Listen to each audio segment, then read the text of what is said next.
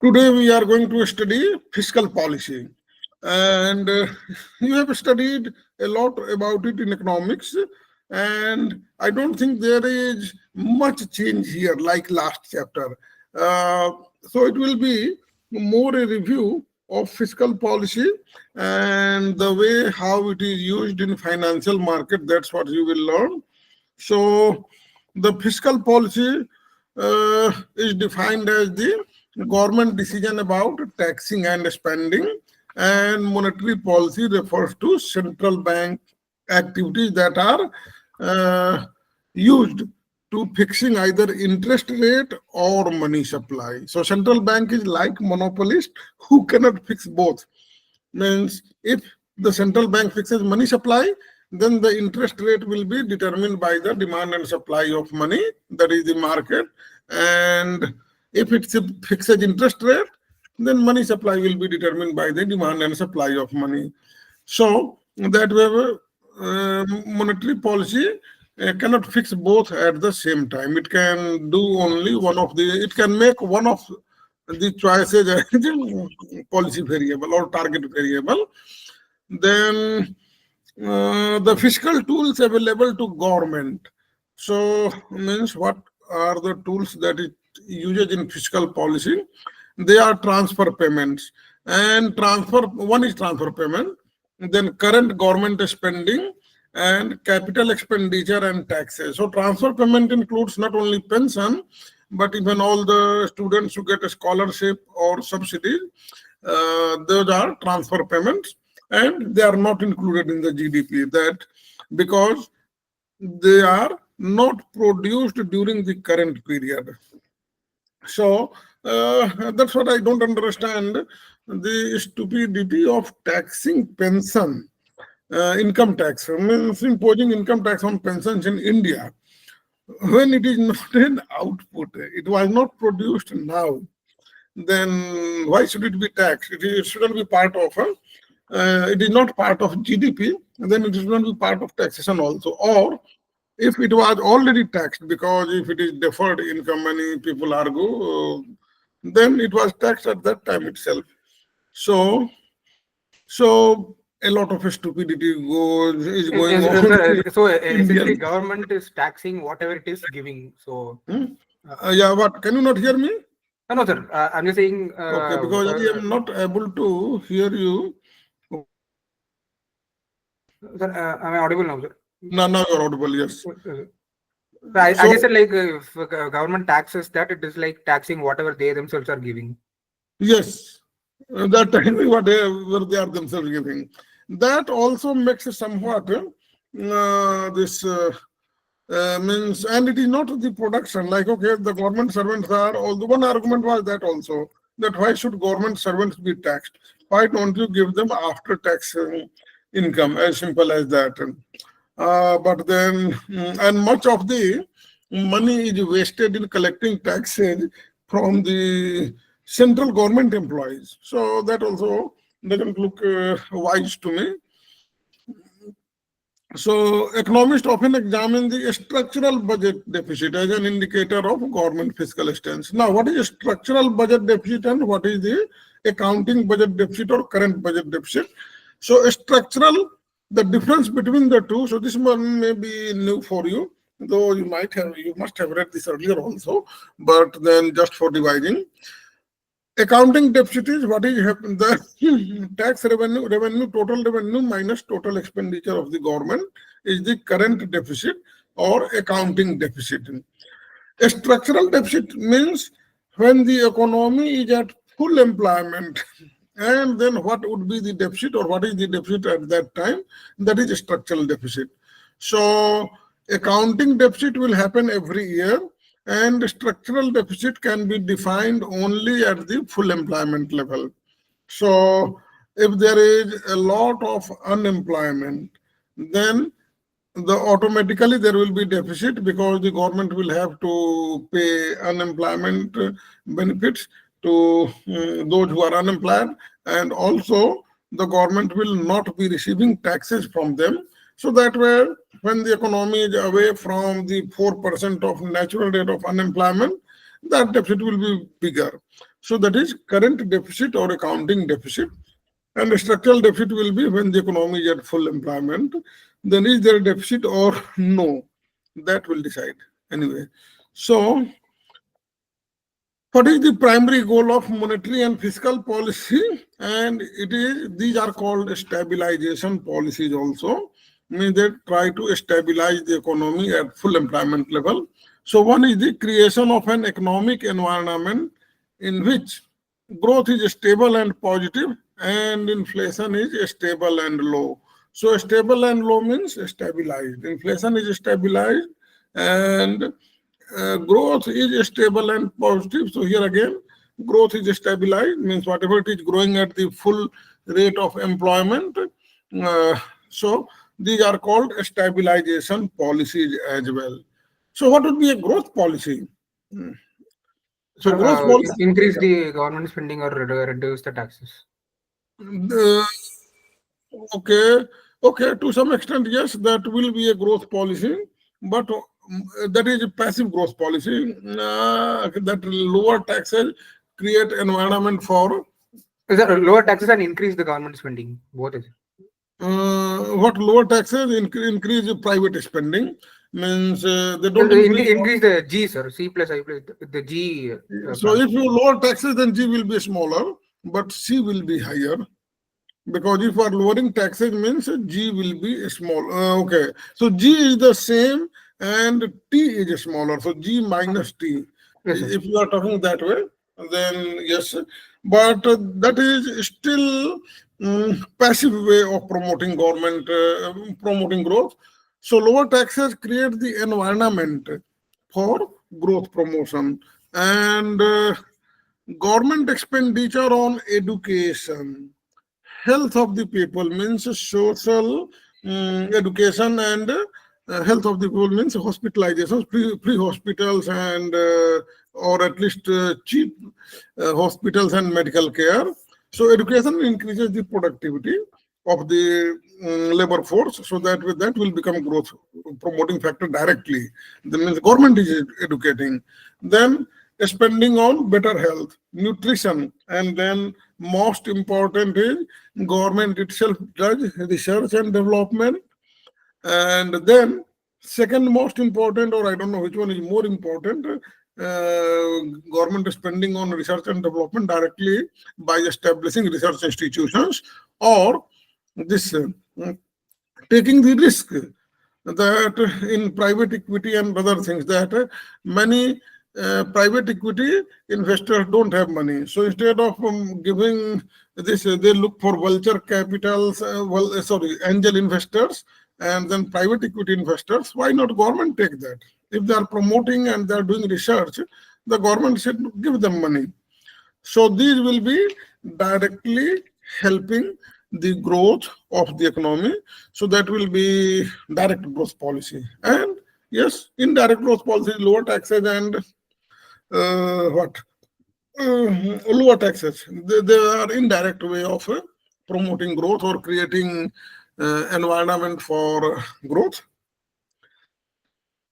So both this monetary and fiscal policies are stabilization policies more and growth policies less.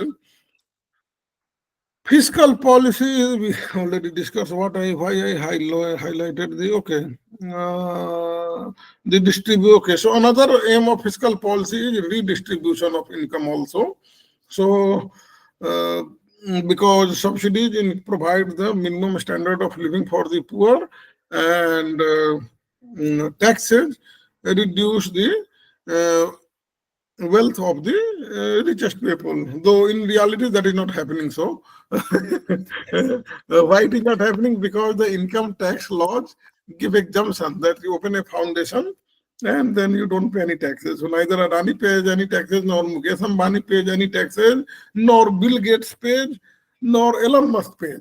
None of these super rich guys pay any taxes, and they receive the maximum subsidy. So that's why they are super rich. Otherwise, they are neither more hardworking than you nor smarter than you. So this kind of capitalism is called crony capitalism, which is very bad form of capitalism. It is not capitalism, it is crony capitalism, means uh, only the friends will go. So it is actually against capitalism. So in capitalism, everybody has equal chance to prosper. Here, they are killing the chances of others and promoting the chances of and taking their resources and giving to their cronies, means friends.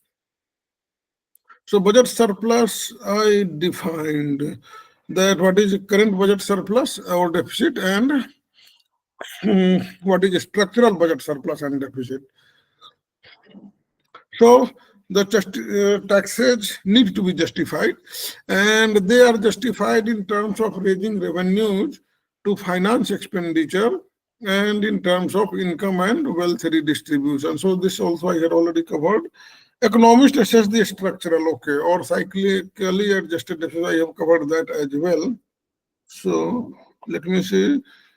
Actual government, yes. So once you know the difference between a structural deficit and surplus and current deficit and surplus, so current deficit will be actual government deficit, may not be a good measure of fiscal stance because of the distinction between real and nominal interest rates and role of inflation adjustment when applied to budget deficit. So if the budget deficit is big, and but it is because of inflation, then it is possible that real deficit might be smaller. Uh, and second, real and nominal interest rate. You will find it interesting here when you look at the real example.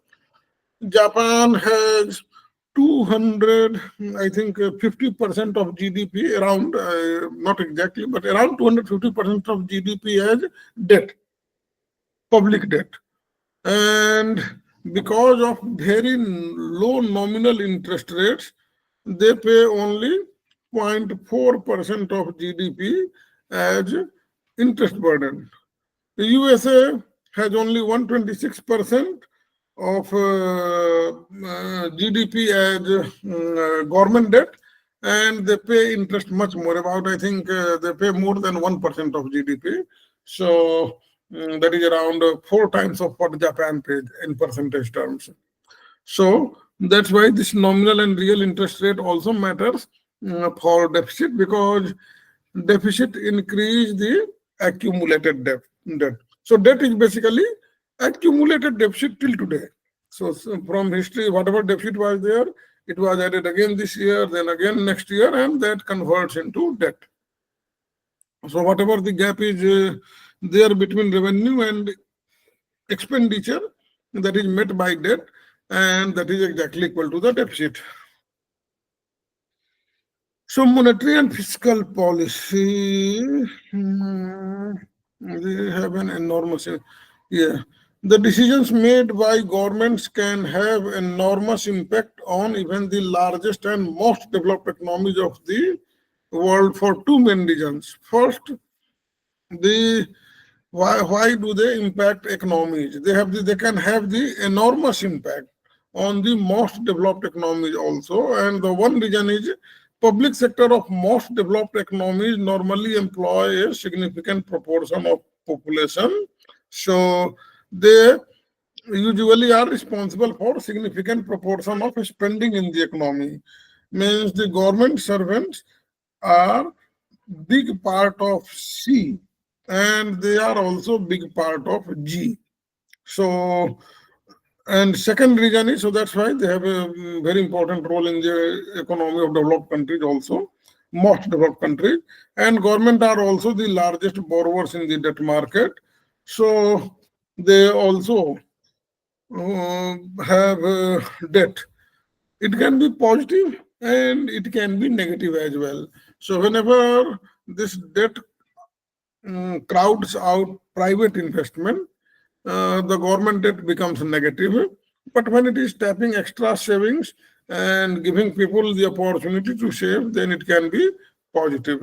And if that money, the debt money, is being used for public investment, like building infrastructures, roads, rails, airports, even on human capital, then it will promote future growth.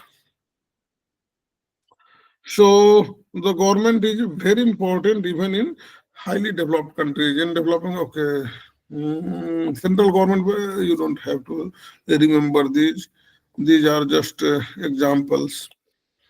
Now, so I already said that monetary and fiscal policy are stabilization policies, and they are used to regulate economic activity over time. So they can be used to accelerate growth when the economy starts to slow, or to moderate growth when the economy overheats. So basically, it is a stabilization policy.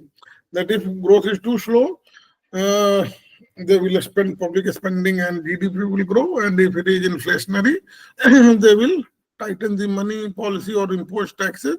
So fiscal policy is imposing taxes, and monetary policy is raising interest rate or reducing money supply. That will tighten the overheating economy. Okay.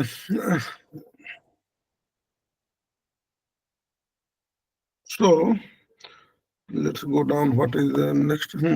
So economies frequently are buffeted by shocks. Okay. So can government predict shocks such as oil price jumps?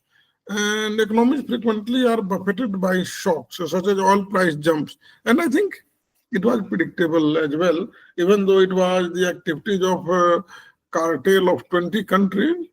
It is not that the government didn't know that this cartel will actually Sir, will form. but they could not predict it much in advance now. So like they could have known at least only like 15, 20 days in advance. No, no, no. This negotiation don't happen overnight. They have to build the cartel. First of all, who is joining the cartel? They will announce it. It will take years. Sir, And but you are referring to the OPEC crisis only now, sir. yeah, OPEC crisis, yes. But they suddenly only took a decision, no, sir, for the. No. If they form cartel means they become monopolist. Okay.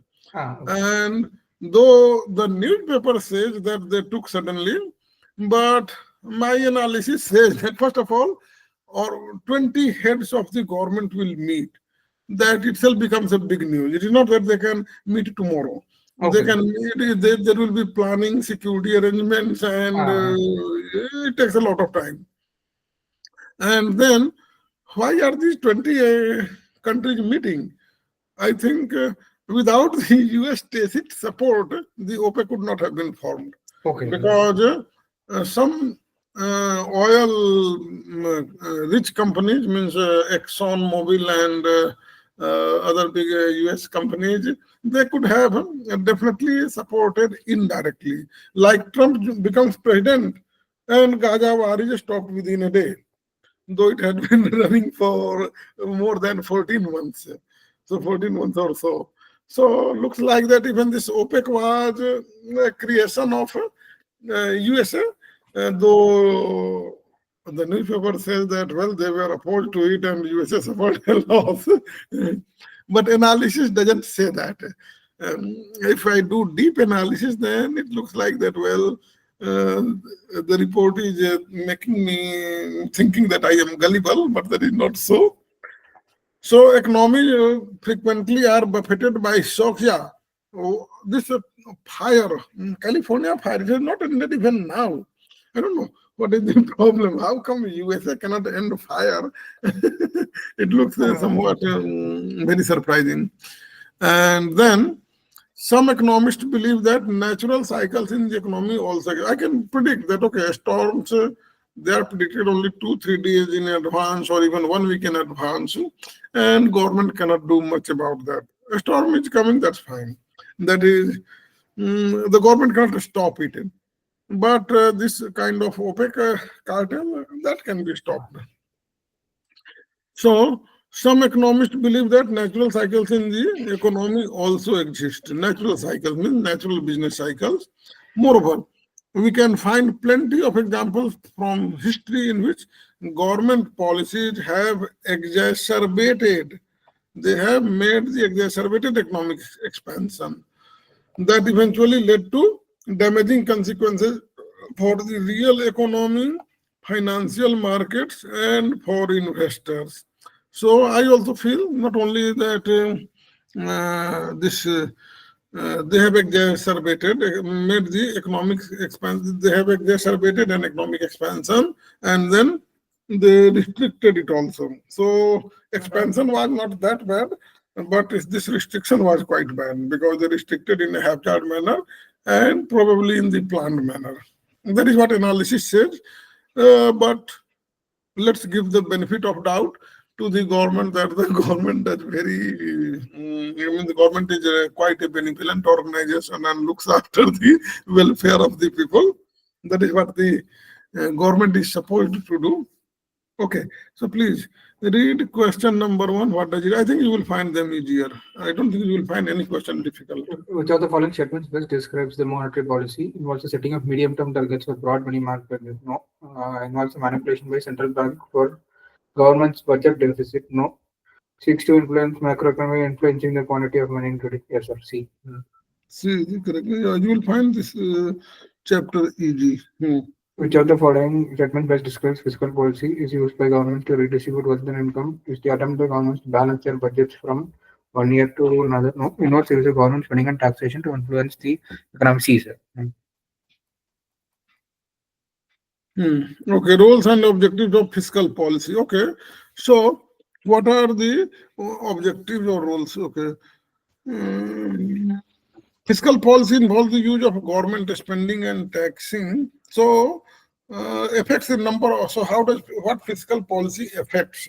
So it is overall level of aggregate demand in the economy because C plus I plus G plus X minus MG part is affected, and distribution of income and wealth among different segments of the population, and allocation of resources between different sectors and economic agents.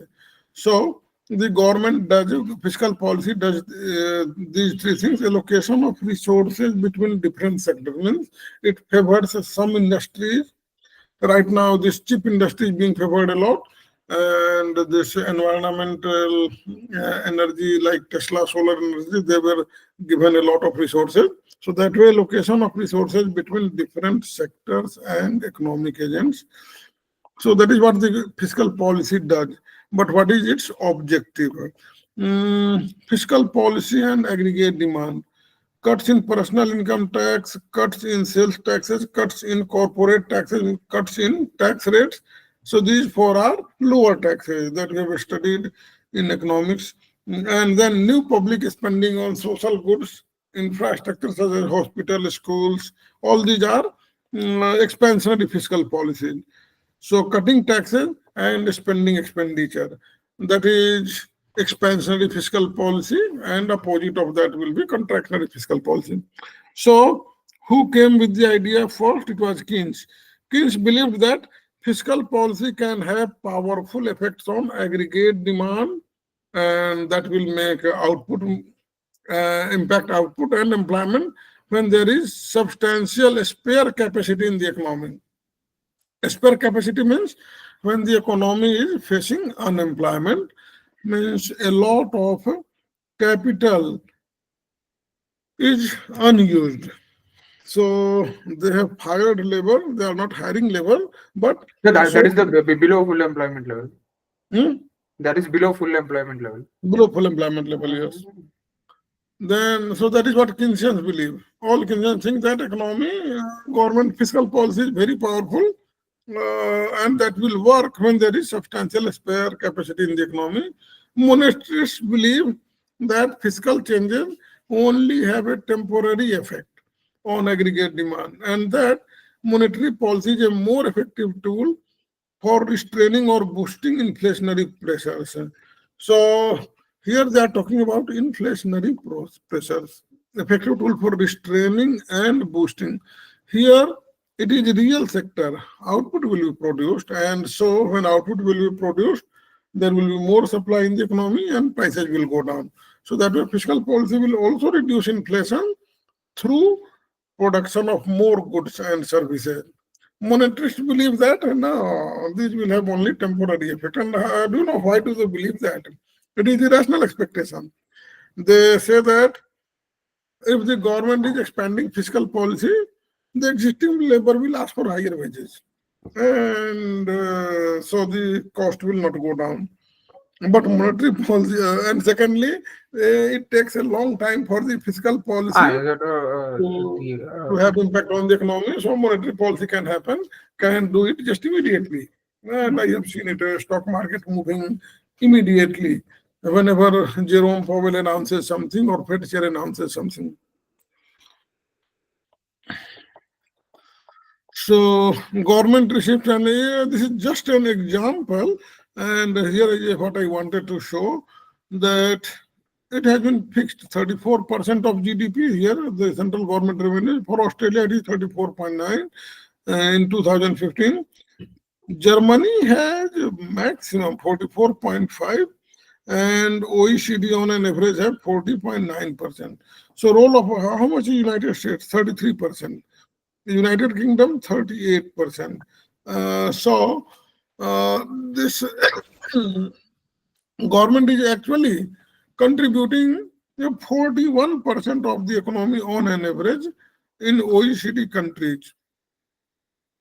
It is just for information, you don't have to remember it.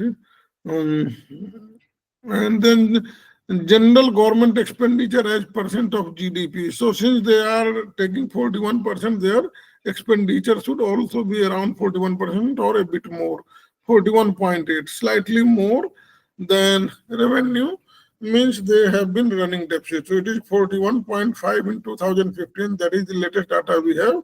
So that is of expenditure. And revenue was 40.9. So 0.9% means less than 1% is the deficit. And that is current deficit. It may not be full employment deficit. So this is deficit more in 2004. So it was 41.4 expenditure. 2010 also, I should say, it is 45.2, because here deficit it had begun. So 2010 would give the government policy to correct full employment. So 45.2% is the expenditure, and revenue must be less than more. The revenue is only 39.8. So what is the deficit? 39.8 and 45.2. So 5.4% is the deficit. So this one is current deficit. Full employment deficit, maybe in the long run economy is at full employment, less than 1%. So that's what, that is a structural deficit. This less than 1% is a structural deficit. And this 5.4% was current deficit during 2010. So in a recession, the government will follow expansionary policy and then contractionary policy during inflation. Now, okay, this I already explained. Budget surplus or deficit. A key concept is the budget surplus or deficit, which is positive or negative differences between government revenue and expenditure. This was the definition. So we have already discussed this, that what is current budget deficit and structural budget deficit. So then in the budget surplus or deficit, there are automatic stabilizers. So what are automatic stabilizers? These are progressive taxes. All progressive taxes are automatic stabilizers, and all this social security payments which are based on employment, like unemployment insurance. So it will be paid only when people are unemployed. If people are not unemployed, it will not be paid. So when people are unemployed and they are receiving unemployment insurance, they will spend that money on goods and services, and that way aggregate demand will go up. So a recession won't be very severe because of this automatic stabilizer. What about inflation? That won't also be very severe because the government will collect more taxes. And if the government will collect more taxes because of progressive tax rates, then the people have lower disposable income.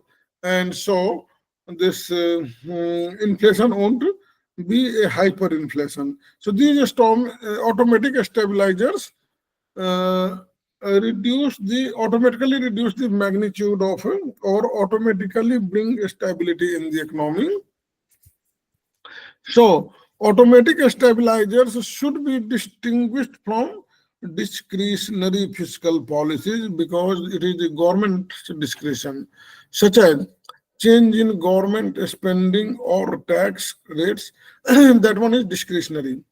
If there is no change in any tax rate or government expenditure and it is actually happening, if that is happening because of automatic stabilizers, but that will be corrected in the long run. But when it is discretionary, then they are actively used to stabilize aggregate demand. And if the government spending and revenues are equal, then the budget is balanced. And later we will study that balanced budget has unit multiplier. So when we will study multiplier, we will study that as well. I think you remember the concept of unit multiplier, no? Sir, unit multiplier. Means if the government spends $200 billion extra and taxes also 200 billion. The spending would have a higher effect than the taxes. Yes. So unit multiplier means then how much will GDP increase? So GDP will increase by more than a unit, sir. No, it will increase by 200 million. That is what if the balance is budgeted. With a balanced budget, it's yes, sir. It will be exactly. So that is what yes, that is unit multiplier. Yes. These data you don't need to see. These are only for understanding. Okay, question set one. Yes. The least likely goal of a government's fiscal policy is to redistribute income and wealth, influence aggregate national output, ensure the stability of the purchasing power of its currency. Season. Fiscal policy. It is the least likely. Yes. Least likely. The least likely. Yes. Then yeah, you are correct. See. Which of the following best represents a contractionary fiscal policy? Temporary suspension of payroll taxes, no, that's expansionary. Public spending on high-speed railway, expansionary. Freeze in discretionary government spending, season. Okay, yes. A pay-as-you-go rule, which requires that any tax or cut or increase in entitlement spending should be offset by an increase in other taxes or reduction in other entitlement spending, is an example of which fiscal policy stance, which requires any tax cut to be offset by an increase in other taxes or reduction in other entitlement spending. It's neutral. Yeah, neutral. Very good. Yes, it is neutral. Yes, correct. So deficit and national debt, I already said that accumulated deficits are national debt. So past accumulated deficit is equal to national debt. Now, what was the reason of public debt? In England, the wars were the reason for public debt. So it can be clearly seen that historically the major cause of fluctuations in that ratio, means debt by GDP ratio, through history has been the financing of wars. In particular, the Napoleonic Wars between 1799 and 1850, and the First and Second World Wars. So the public debt is happening for wars. Why do these fools fight the politicians? I really don't understand that. Sir, they will not say beyond the Second World War. They will not say invasion of Iraq and all because yeah, it is against America. Yeah, they will not say that. But actually, Iraq war had, when George Bush had, US economy was doing very good before George W. Bush. I was there when I had went in 1999. USA was a great place, very cheap food and high income. From my PhD scholarship, well, I had some merit scholarship funding as well. Means I had received two kinds of scholarship. One was merit funding, for which you don't have to work, and the another was teaching assistantship. From that only I could feed a family of 5. The things were so cheap, and my real wages were so high, and everybody was impressed. Here I was IES officer, and my life in USA was better as a PhD student than an IES officer here in India. So I had gone on a study leave. So at that time, it was when George Bush came and started this Iraq war. First of all, 911 itself increased prices there. And then Iraq war, it was significant. The prices were quite high in the US economy. And we felt that, oh my God, the oil price, which used to be $1.50 a gallon, means about 30 rupees. Right now, if I say the current price, so 150 rupees, 185 times 50 means about 126. So 4 liters out of 126 rupees means how much it is now? Just 32 rupees a liter. That was the price. It increased to more than $4 during Iraq war. And George Bush and his friend Dick Cheney, he made the maximum money. George Bush himself owns many oil stocks, stocks of the oil companies. And the oil stock from before, he purchased some more, and then so it was just first time I realized that the president can be actually quite bad for the middle class. But at that time, I didn't know so much economics, so I thought that well, Iraq was genuine, but that was just a lie. The reason that Iraq had mass weapons destruction, Yes. it had nothing. So these politicians fight, and I don't understand why do they fight. Why do they fight still now? Hamas and Israel. Why do they fight now also? And they get nothing. Only thing is that this Netanyahu has been in power because of that war. Now the war has ended. Netanyahu may get jailed on charges of corruption and breach of trust, something like that. Yeah. So let's see in next 3 or 4 months what happens to Netanyahu. Then credit crisis, okay, they didn't talk about any US wars. That was the cause of deficit. With the onset of credit crisis in 2008, governments actively sought to stimulate their economies through increased expenditure without raising taxes. So here now they are causing deficit, and this deficit will increase debt without raising taxes, and this led to increased borrowing shown in Exhibit 7. So where is Exhibit 7? Here. So the debt, general government debt. So what was it here? In 1995, it was 83.2%, and in 2010, 117, and in 2015, 125%. So 125% debt reached how many years? In 20 years. Obama was the one who had increased a lot of debt. You see, in 2008, debt was only 93.2 general government as a percent of GDP, yes, 93.2%, and Obama made it 127% in just 2 years. So President Obama, but he had many people in the middle class also got that money because a lot of roads and this social infrastructure were built. So I saw, but Obama was actually a bad president because he brought the corruption of insurance. He made insurance compulsory, medical insurance compulsory, because I was never buying any insurance. I am very healthy, so I don't buy any insurance.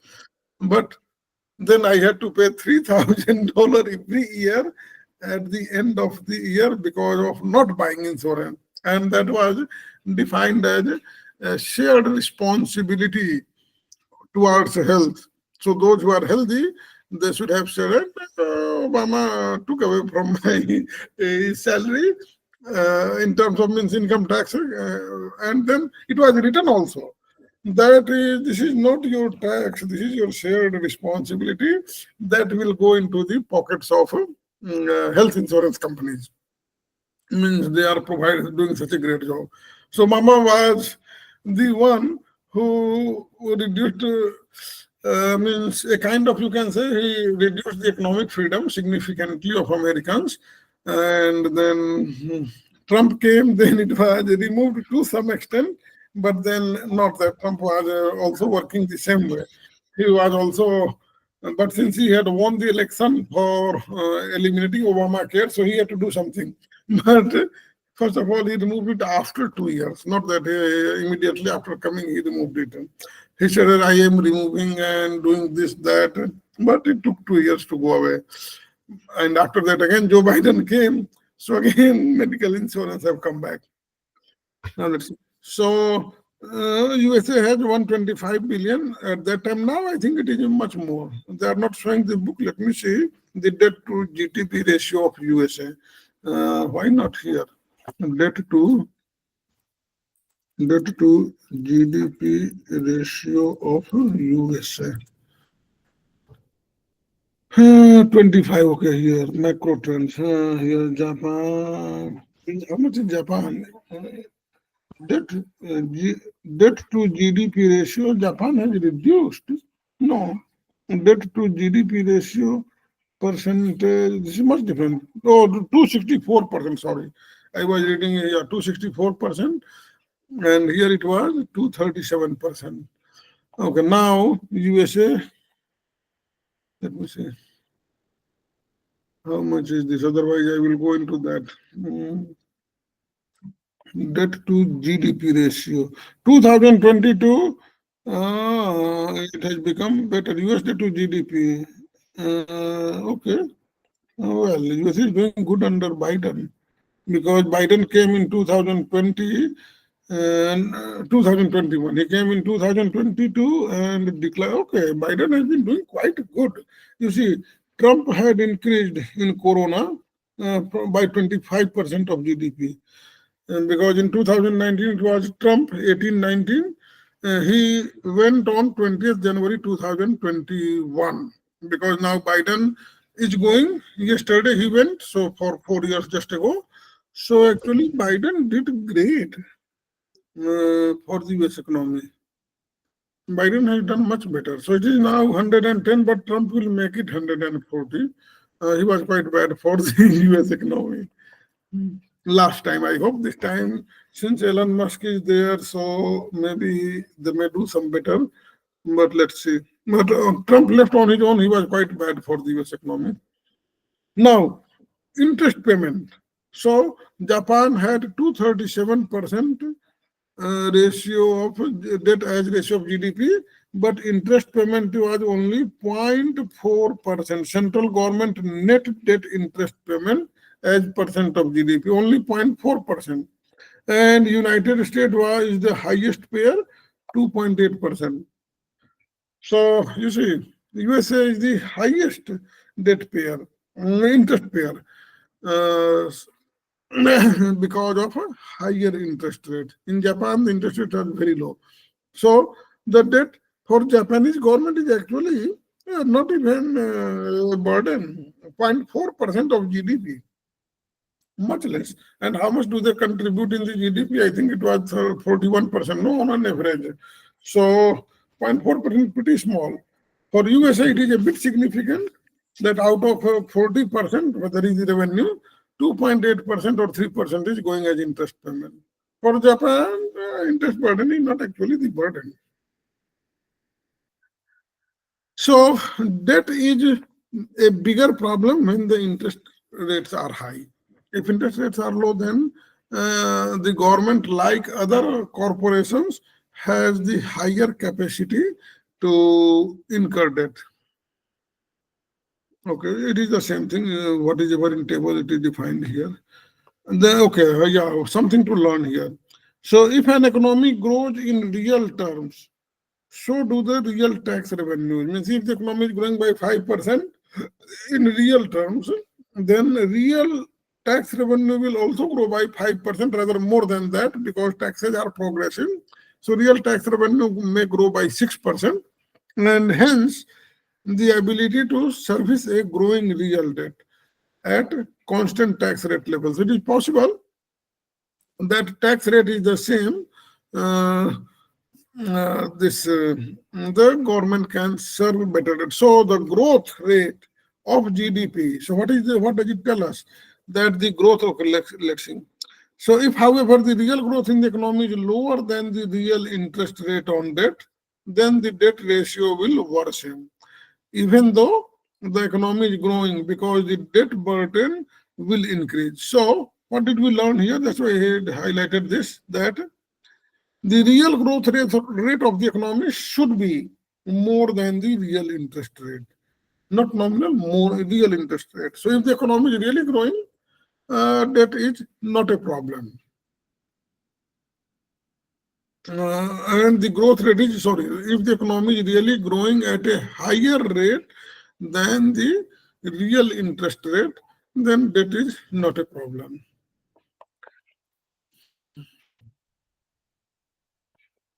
Now, an important issue of government and their creditors is whether their additional spending leads to sufficiently higher tax revenues to pay the interest on that. Okay, means if the government is investing, then the investing in what, like infrastructure, which promote growth, then the creditors would give them that easily. That is what this conclusion is there. So, however, within a national economy, the real value of outstanding debt will fall if the overall price level rises. Means, okay, it is talking about real. So, if inflation is high, then the real value of outstanding debt will fall, and thus the ratio of debt to GDP may not be rising. Okay, now here comes. So should we be concerned about the size of national debt relative? So it is national debt, and then there will be foreign debt. So should we be concerned about the size of a national debt? There are strong arguments both for and against both.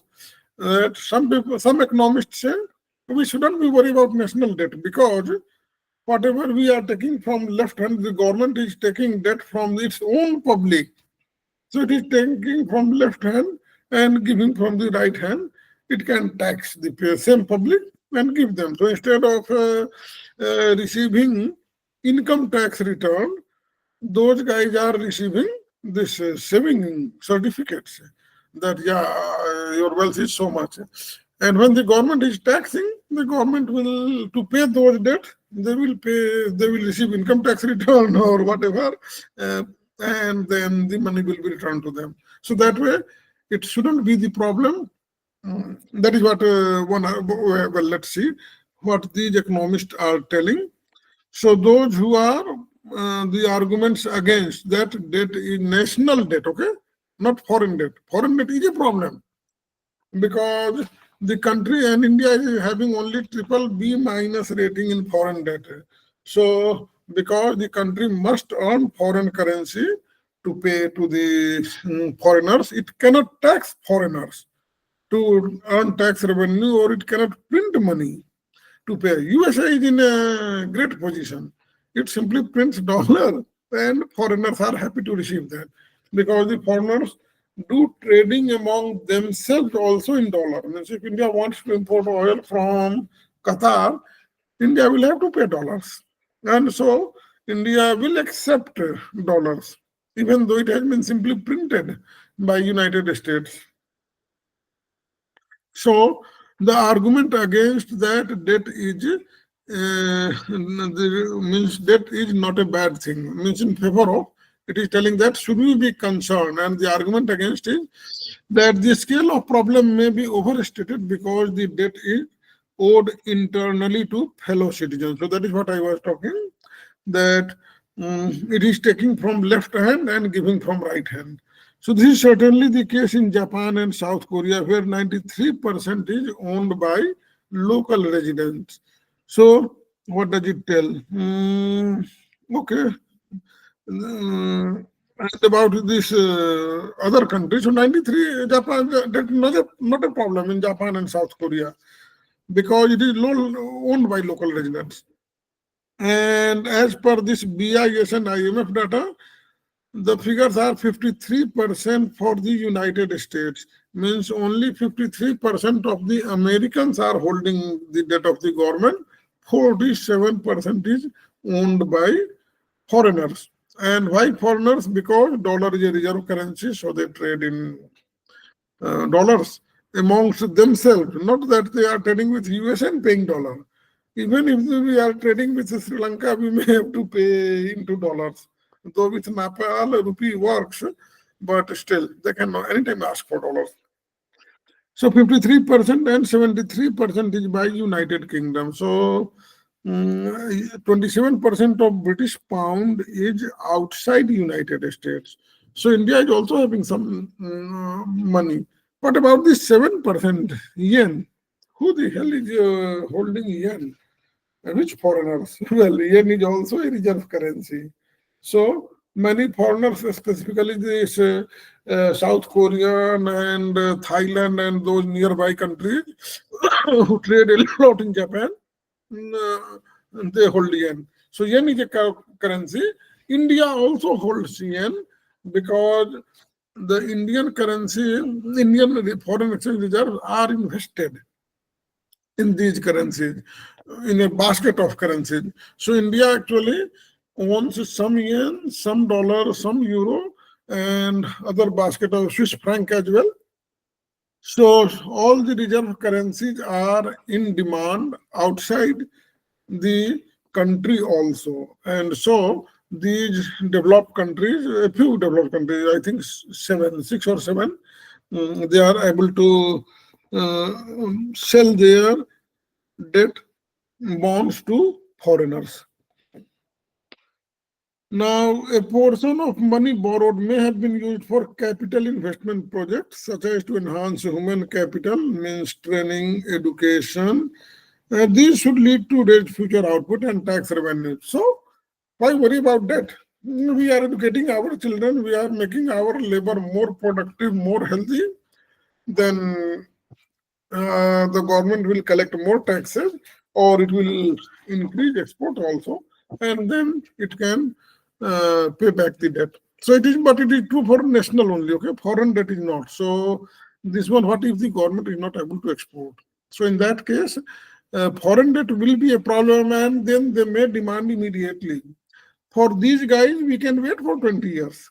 Their children are studying, they will grow, they will pay income taxes, and I will pay back the debt. The government can remain worry free if it is national debt. And Modi government is doing that too. They are not worried about national debt, they are worried about foreign debt only.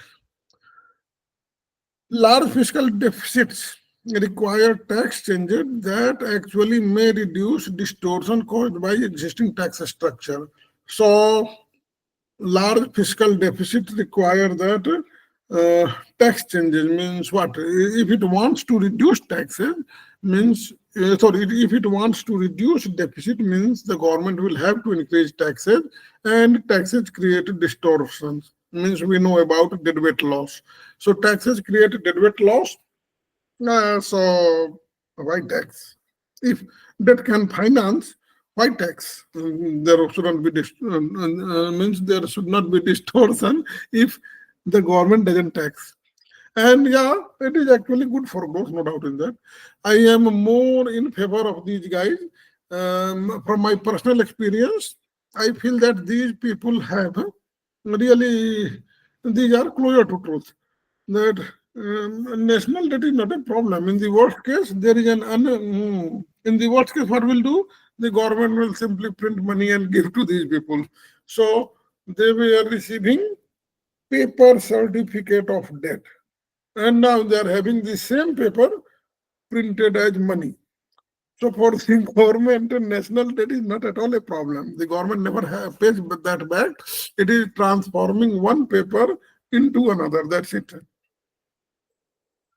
So deficit may also have no net impact because the private sector may act to offset fiscal deficit by increasing saving in anticipation of future increased taxes. So this is Ricardian equivalence.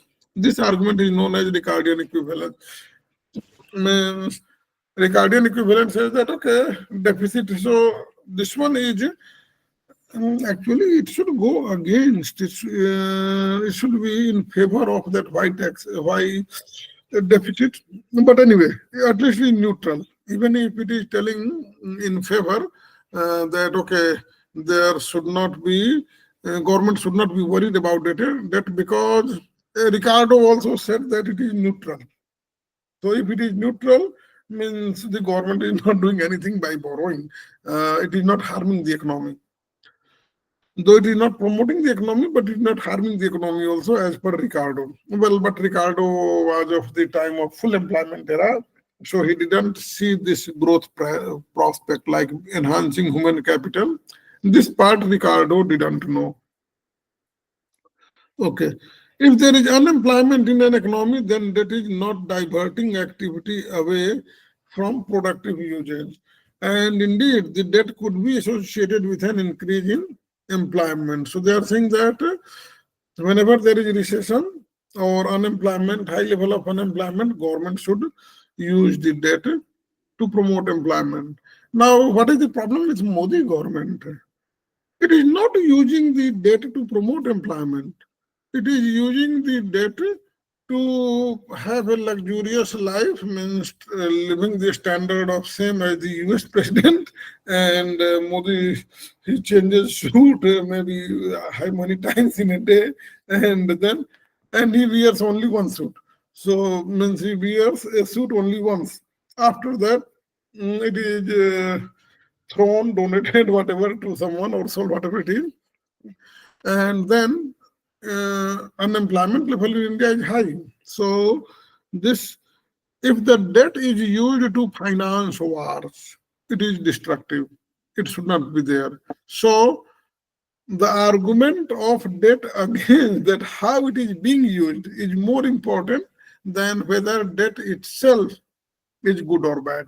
If debt is being used for good purposes, then it will help growth of the economy.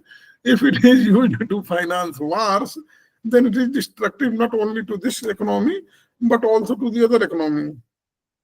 And these wars happen only because of political ego, because of politicians. Otherwise, people don't like fighting. Even the Gaza people don't like fighting with Israelis because many of them work in Israel. It is only Netanyahu who wants to retain power and fights there. Okay, so those who are saying that no, the government should be worried for debt, what are those guys saying? They say that high level of debt to GDP may lead to higher tax rates in search of higher tax. They are saying may lead. So they are themselves not sure. This is not really a strong argument. If say that will lead, then it would have been okay. There is need to worry. But if these guys are themselves not sure, then they are saying may lead, then it should not be taken seriously. If markets lose confidence in the government, if markets, again, if not that markets will lose confidence, if then the central bank may have to print money to finance a government deficit. And well, it is not a problem, it will just create inflation.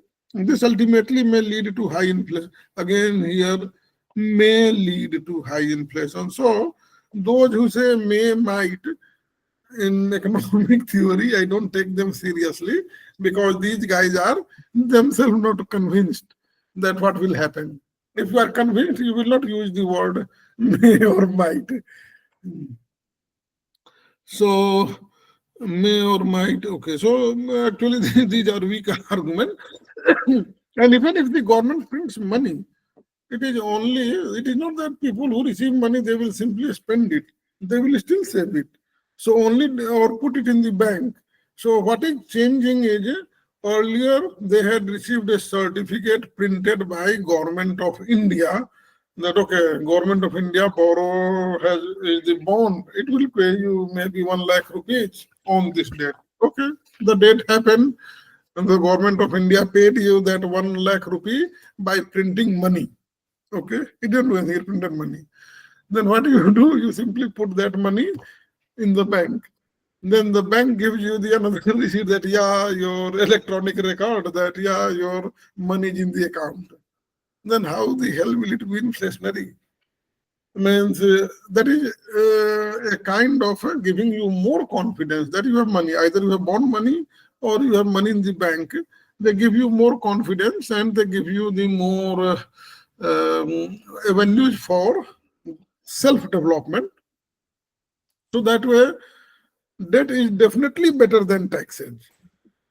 If you have if you receive tax if you get tax receipt instead, that you are the best income tax payer, and I took away your 10 months of salary.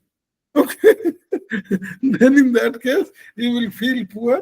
It will distort your choices, and it will also reduce the growth. Your reduced growth means nation's reduced growth, because national growth is sum of personal individual growth. So that way, I am in a strong favor of government having debt instead of government financing through debt than through taxation. Taxation have very few justification, only for redistribution of income, but even that one is a weak argument. Now the third one is government borrowing again may divert private sector investment from taking place. Private from the okay means crowding out. So this is the argument of crowding out, and what is there? The empirical evidence. So if there is a limited amount of saving to be spent on investment, then larger government demands will lead to higher interest rates and lower private sector investing. Now, first of all, these guys are saying may divert, so they are not sure themselves. And then second thing, interest rate is determined by the Federal Reserve. So if the Federal Reserve sells government bonds in the market, interest rate will become what money supply will come. But if it starts buying government bonds, then money supply will be higher and interest rate will go down. So when interest rate is being purchased by central bank, when government bonds are being purchased by central bank, interest rate will not be higher. So all the arguments against that should the government be concerned about that are quite weak. Anyway, let's see what is the finding empirical evidence. So over short period of time, crowding out may have little effect. Okay, that has been means for a few years, the crowding out has little effect.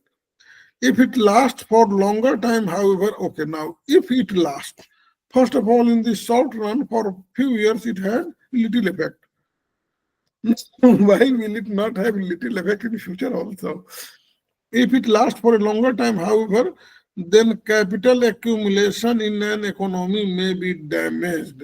So it is telling that capital accumulation in an economy again may be damaged. Well, capital accumulation in the economy will be damaged if the debt is being used for financing wars or for financing the crony capitalists or for government spending. Means unproductive government spending, of which Modi looks to be the prime example, who spends a lot on himself, that is self-dealing. So Modi is using taxpayers' money for self-dealing, though that is not needed. He can do it by deficit financing, means by printing currency, or the foreigners, means NRIs send. I also send, because my spending in India, though I am in India, my spending is in dollar from my past savings. Or my children send some dollar also whenever they come. So even though I am in India, but I am not running any income here to sustain myself. So that way, we feel that this argument that national debt, if it is from our own people, should not be a matter of concern. The government actually never doesn't have to pay. And secondly, if the real growth rate of GDP is higher than the real interest rate, then also there is no need to worry about national debt.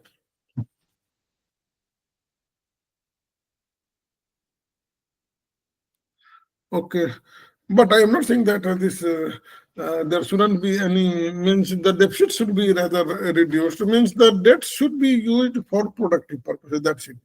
I am only saying that it will be a worry if debt is being used for unproductive purposes like wars, promoting crony capitalism, and promoting government self-dealing. So if the debt is being used for that, it is bad. And it is bad for even private debt also is bad for that. Means you have to return money to the bank. So otherwise, debt is not bad at all. Okay, please read this question. Which of the following is not associated with an expansionary fiscal policy? Rise in capital gains taxes, cuts in personal income taxes, new capital spending by government and road building. A, sir. Very good. This chapter is quite easy for you. You are very confident. Fiscal expansion will most likely have the greatest impact on aggregate output in the economy is in which of the following states? Fiscal expansions is considerable unemployment. Very good.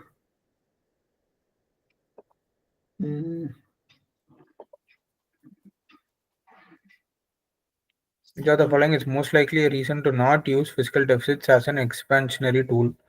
They may crowd out private investment, they may facilitate tax changes to reduce distortion in an economy, they may stimulate unemployment when there is substantial unemployment in an economy.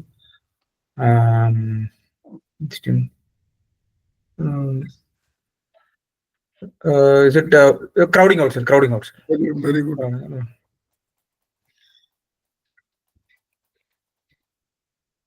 The most likely argument against high national debt levels is that debt is owed internally for fellow citizens. They create incentives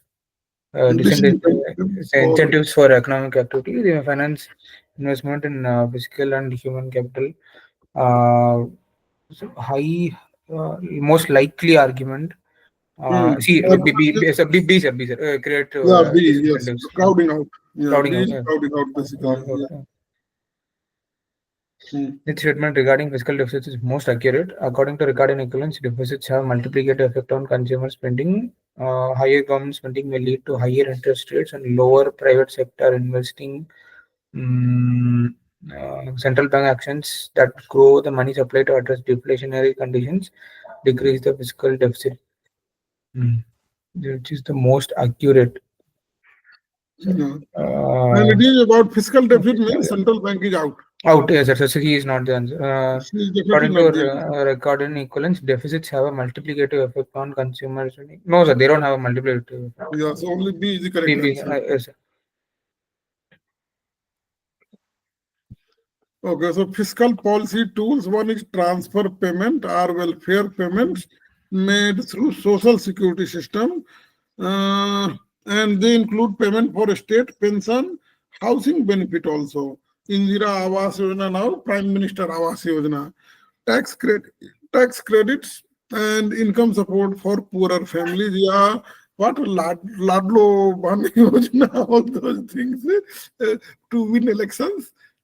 Child benefits, unemployment benefit, and job search allowances. So these are the transfer payments. All welfare schemes are transfer payments. Okay, and they also, what do they do? They also provide a means by which government can change the overall income distribution in the society. So transfer payments and taxes do change. Well, here he is talking only about transfer payment. So transfer payments change the income redistribution. Here. Though transfer payments are not included in the definition of GDP because they don't reflect a reward to a factor of production. Means it is neither wage, nor interest, nor profit, nor rent. So they are transfer payments. No economic activity has been done by the recipient. Also, they are not considered to be part of general government spending on goods and services. So transfer payments are not actually part of this general spending.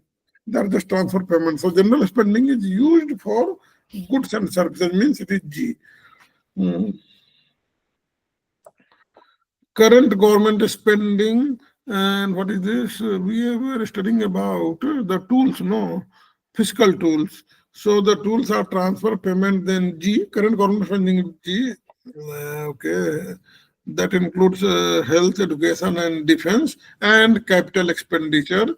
So that is what infrastructure building spend on roads, hospitals, pensions, and schools. So you see the difference here. One thing, hospitals is part of capital expenditure, but health is part of current government spending. Why is it so? What does it mean? Sir, health not only includes hospitals, sir, it includes a good quality of air, the Well, good quality of medicine, and if people are medicine. sick, then treatment is free or subsidized, Uh, whatever it be. It is free also in many countries. So that is health. Means it is not building the capacity of further health. Hospitals are investment because they are building the capacity. They are the produced means of production.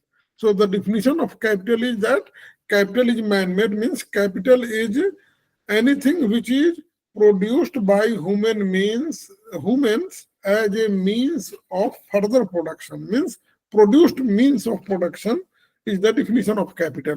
So hospitals are produced means of production because hospitals provide or produce health services. So hospitals are produced by human beings as a means. They will not be directly consumed. There you will be means they provide future services. Mm, so that's why health expenditure is directly consumed at the same time. You have to pay to the doctor, you eat the medicine, you live in the bed, that's fine, but you are paying as rent and you come out. But hospital will still remain there.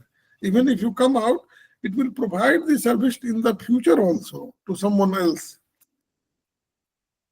So that's why building hospital is capital expenditure.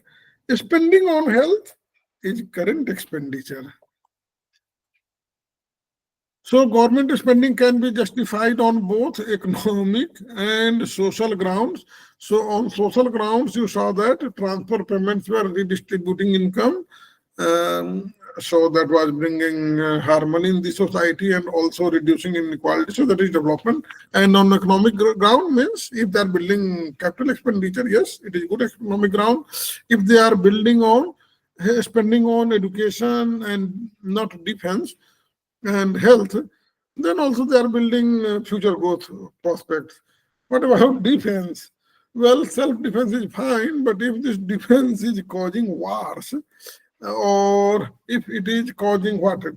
Defense race, then this defense is not good. Because actually, even if defense is being used as a deterrent, that spending is not justifiable because it is not leading to growth. So why have this war building fighter planes?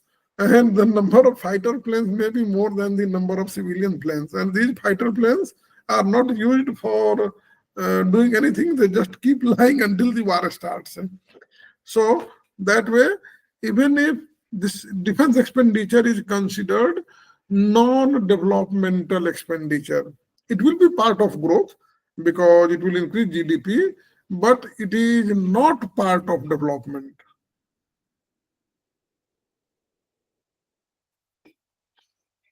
So, so what was this? I was saying economic and social grounds. So the ground is benefits all citizens equally if it provides services such as defense or justice also, police all services, they also provide benefit all citizens equally well. It doesn't benefit all citizens equally because Mukesh Ambani, when there is attack, then they would go and loot the property of Mukesh Ambani. They will not come to my house. So it doesn't benefit all equally. But okay, we can take it that it is non-exclusive, non-rival and non-exclusive. Then for infrastructure capital spending to help a country's economic growth, yes, that is the justification for government spending. To guarantee a minimum level of income for people, yes, redistribution. So this is social ground. welfare and related benefits, to influence the government's economic objective of low inflation and high employment and growth. Okay, management of aggregate demand. This is economic justification. So this one was social, and this one was also social, and other were economic, to subsidize the development of innovative and high risk new products. So this one is also economic, like alternate energy sources. Okay, government revenue is direct taxes, indirect taxes, since you know all of them. I will skip it. I will not read these things. Uh, Taxes can be justified. Yeah, so taxes should also be justifiable. There should be a reason to tax people. Not that you impose GST on every product. There is no reason, there is no economic justification, and Indian people don't ask for that. Rather, even in the United States also, it is asked, but US government doesn't dare to raise too much taxes, so their people are vigilant. But in Indian government, whatever Modi ji and Nirmala Sitaraman tax, there is no protest at all. There is no discussion in newspaper also. That well, these are actually killing the growth prospects of India. They are making the country weaker. Nobody questions them. It is very surprising. And the reason is people are not educated, so they don't understand what the government is doing. So taxes can be justified in terms of raising revenue to finance expenditures and in terms of income and wealth redistribution policies. Means progressive taxes redistribute the wealth. State taxes also reduce inequality because many people, those who die rich, they have to pay state duty. So that way they will not remain rich without doing anything. That is what this state duty is. But these are actually not the just opposite is the reality. So taxes can be justified. It is justification. Now, economists typically consider four desirable attributes of tax policy. A tax policy should be simple in the sense that the final liability should be certain and not easily manipulated. So a tax policy is simple when it is very clearly defined who is going to pay the taxes and how much. Otherwise, if we can shift taxes, then tax policy is actually complicated. Means the person like GST, the who pays GST? The seller, the shopkeeper pays the GST, but he shifts it to us. Now it is not very clearly defined. Efficiency. So a major philosophical issue among economists is whether tax policy should deliberately deviate from efficiency to promote good economic activities such as savings and discourage harmful ones such as tobacco consumption. Efficiency, what is efficiency? That taxation should interfere as little as possible in the choices of individuals make in the marketplace. So taxes should not distort prices, and individuals should have the money, whatever they earn. They should have disposable income. They should have freedom to spend whatever they earn. So that is efficiency, and market is not distorted. Otherwise, there will be deadweight loss. So that is what efficiency means. Now, the argument philosophical issue is that no, taxes on tobacco is justifiable, and taxes on this tax exemption on savings is also justifiable. Though it is reducing the individual freedom, it is reducing efficiency. But it is a philosophical argument. Then fairness. So taxes should be fair means ability to pay. There should be progressive taxes. So horizontal equity and vertical equity. The richer people should pay more taxes, that is vertical equity or progressive taxes. And horizontal equity is ad valorem taxes, means those people who are in similar situations should pay the same taxes. So this is horizontal equity, and the richer should pay higher taxes, that is vertical equity.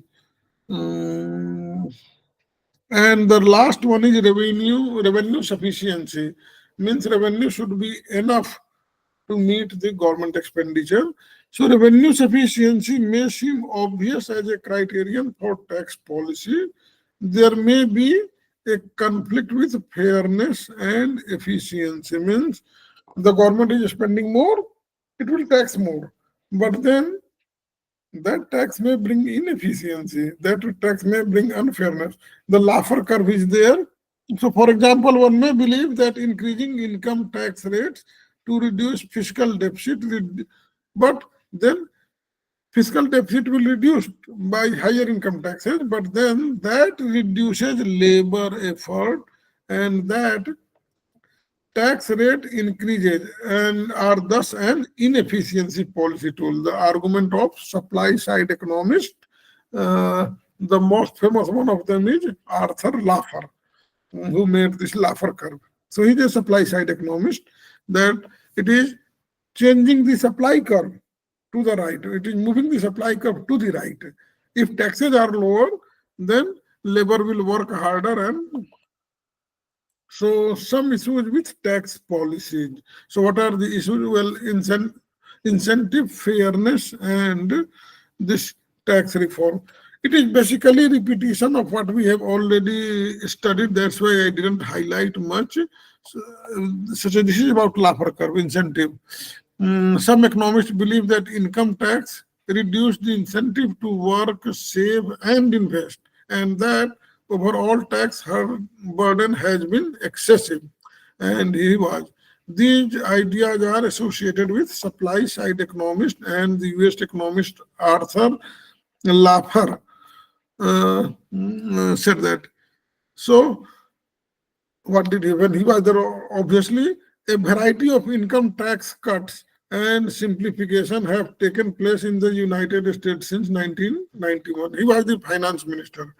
Arthur Laffer was finance minister of Ronald Reagan, and he really reduced income taxes in the United States. I was beneficiary of that. But then George Bush also, Bill Clinton increased income taxes. Then this George Bush reduced income taxes, but then prices went up. So that way, even though I received a tax credit because the income tax department sent that, yeah, this is from the president's tax concession given to all. But then petrol prices were 4 times higher. And if petrol prices are higher, means the entire transportation is higher, prices of everything will go up. It has cascading effect. Okay, some claim that work effort did rise. Yes. So what is the proof of Laffer curve? Okay. Some claim that work effort did rise, means people worked more.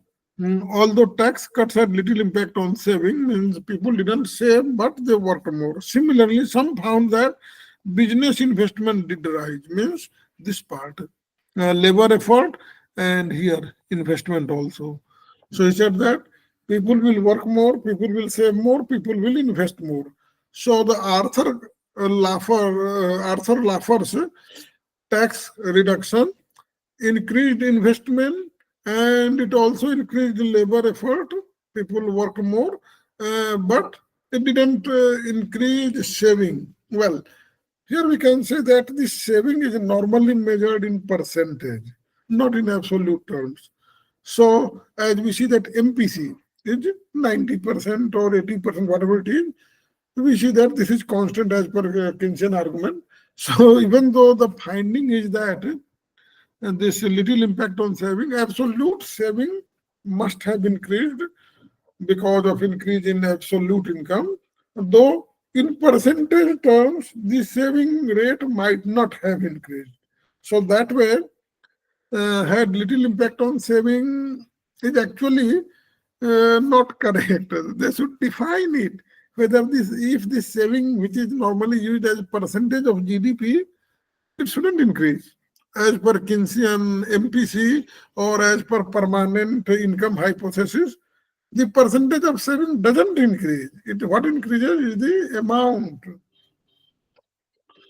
Okay, so taxes give incentive. That has been empirically verified also. Lower taxes give incentive and higher taxes disincentivize people. Fairness, we have already discussed a lot that vertical fairness and horizontal fairness. So in the United States, the federal system is indeed highly progressive, means there is vertical fairness in the United States. And the last one is tax reform. Okay, these are questions that should there be a flat rate tax on labor income? Should all investment be, you don't have to remember this. Okay, please answer this. Which of the following is not the tool of fiscal policy? Rise in social transfer payments, purchase of new equipment for armed forces, increase in deposit requirements for buying of houses. See, sir, that's monetary. Yes. Which of the following is not indirect tax, excess duty, value added tax, employment tax? Yes. See, which of the following is most accurate? Direct taxes are useful for discouraging alcohol consumption because indirect taxes cannot be charged quickly. They are of no use in fiscal policy. Government capital spending decisions are slow to plan, implement, and execute, and hence are of little use for short-term economic stabilization. Yes, sir. See, sir. Government capital expenditures are slow to plan, implement, and hence are of little use for short-term. The advantages and disadvantages of different fiscal policy tools. So we saw the government tools that are indirect taxes, direct taxes, and transfer payments. That is what we saw. No? What tools did we saw of government? Yeah, I think we saw those Transfer payments, taxes, and capital spending. Yeah.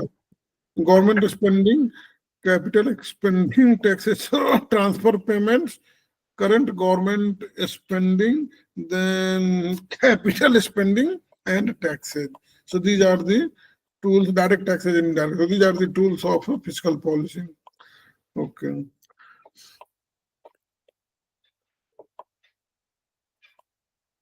Now the advantages are of indirect taxes. So indirect taxes can be adjusted almost immediately after they are announced and can influence spending behavior instantly because prices go up or down. If they are imposed, then it will go up, and if they are reduced, then they will go down, and generate revenue for the government at little or no cost to the government. So indirect taxes can be implemented immediately. The price will, who will start collecting? The shopkeeper will start collecting from you. So that way it has been immediately implemented. Now, social policies such as discouraging alcohol or tobacco use can be adjusted almost instantly by raising such taxes. So now, consumption of alcohol is bad. Why people drink so much? I don't drink. I am a teetotaler, but I don't understand. If it is bad, then again, here is the problem of freedom of choice. Those who want to drink, they should have the freedom to drink. And are they not wise people? Means each government is wiser than all wisest person, and that is often not the case. So social policies such as discouraging alcohol or tobacco, though I know why alcohols are banned by certain chief minister. My state itself has banned alcohol, and the alcohol mafia are giving him the maximum money for banning alcohol. Because the alcohol which is available in Delhi for 200 rupees a bottle, here it is available for 1,000. And the good alcohol which is available for 1,000 rupees a bottle, here it costs 5,000 to 6,000. So why will these not alcohol mafia give money to the chief minister? So advantages of tools means tools in indirect taxes and social policies. What are the disadvantages? So Direct taxes are harder to change the policy, more difficult to change without considerable notice, often many months, because there will be debate in the parliament and then direct taxes will be changed. People will give comments also. Then it will be changed to the payroll commission. Payroll is a company that processes payroll of all. Then they will change in their computer and then start deducting income taxes and what is that, social security taxes. They are direct taxes. Capital spending plan also take much longer, means have a period of gestation period of 10 years. Uh, so the slower the impact of a fiscal change, the more likely other exogenous changes will already be influencing the economy before the fiscal change kicks in. So it is telling that, okay, so with an example you will understand better.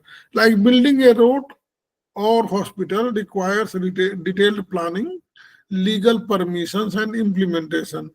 So, since it is going to take a lot of time, this is often a valid criticism of an active fiscal policy and was widely heard during the US fiscal stimulus of 2019. Such policies, however, do add to productive potential of an economy, unlike a change in personal or indirect taxes. So, yes, if the tax rates are changed, they may not add, of course, they don't add productive capacity by the government. Individuals may add some productive capacity, otherwise, most of the time, since your direct government is doing directly on a large scale, and in infrastructure case, the market often fails. In hospitals also, market often fails because of asymmetric information. So if the government interferes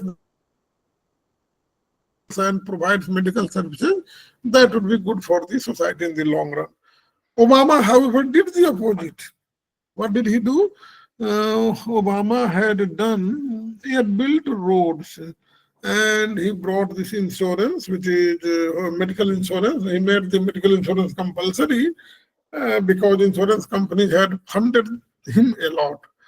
So, since they had funded him during election, he simply made it compulsory so that it was the time to pay back, and that is crony capitalism.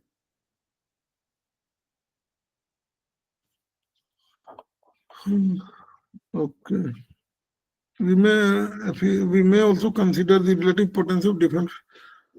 So relative potency of different fiscal tools. So yes, you already knew this, that you had said in the beginning that direct spending has a far bigger impact on aggregate spending and output than income tax cuts and transfers. And however, if the latter are directed at the poorest in the society, means this uh, tax cuts and transfer payments are directed to the poorest people in the society, then this will give a relatively strong boost. But then transfer payments are to all. It is not that only the poor will receive, all will receive it. The middle class will also receive, and I think the rich receive the most. Though the industrialists, in reality, they receive the most, and that is said support too big to fail kind of argument.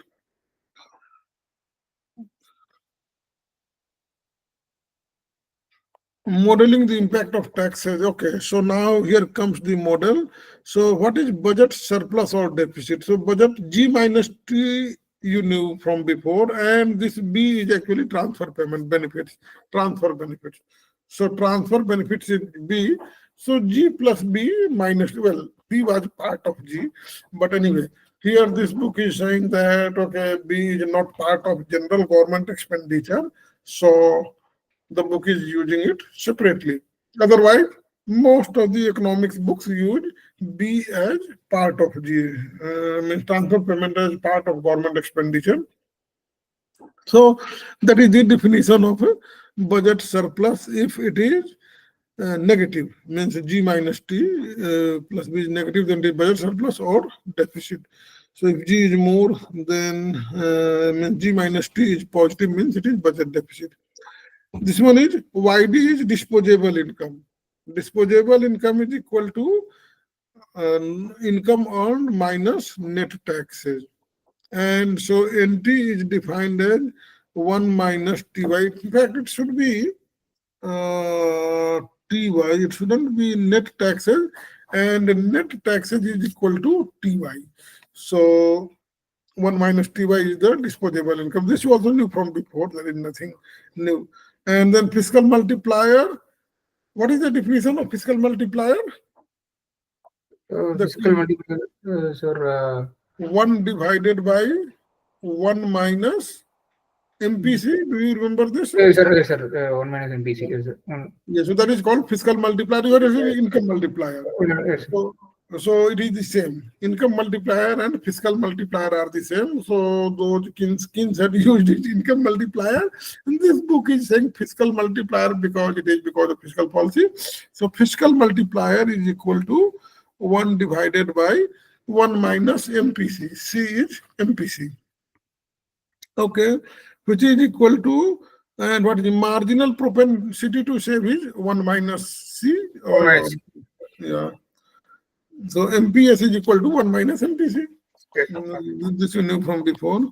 So what to do here? Exhibit 9 shows, now when taxes come, then we had seen that the multiplier becomes, okay, so when we multiply the C times 1 minus T, we do because taxes are taking away. So multiplier becomes smaller, means disposable income is less. So when taxes come, because I don't need to give you this example, means if MPC is 0.9, then multiplier will be 10. This multiplier is equal to 10 when MPC is equal to 0.9. I didn't even felt it necessary to tell you. Okay, so when taxes come, then multiplier becomes 1 divided by 1 minus MPC times 1 by here. This is the multiplier. 1 divided by 1 minus C times 1 minus T, because taxes are taking away the consumption capacity. And so basically they are forced saving. So MPS becomes higher. Means one is MPS is voluntary and taxes are compulsory saving. So the multiplier will become much smaller. So the example is that when the MPC was 9.9 or 90%, then multiplier was 10.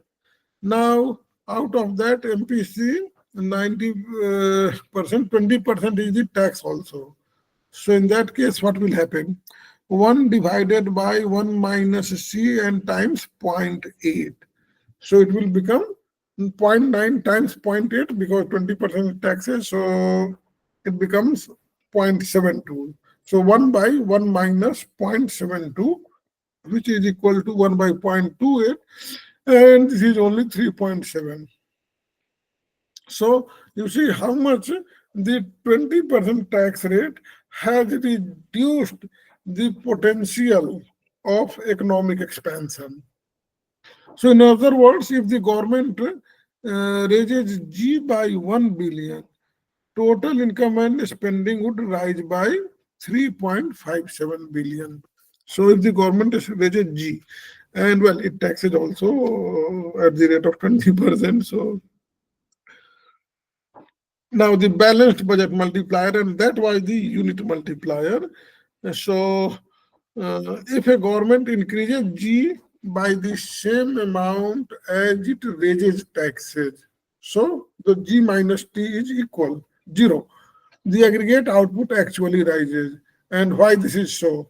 This is because of the theory of unit multiplier, and we can figure it out with example also. Okay, so graphically it is like this. Let me show you graphically, though the book has not given this. So I am making the graph. Okay, we have this C plus I plus G. and so this side is y, and this side is also y, and this one is a expenditure. Okay, so c plus I plus g, and we have now what has happened, delta g. Delta g came here, so this one is delta g. Delta g. Okay, should I write c plus? Let me type it. That will be better here. C plus I plus g.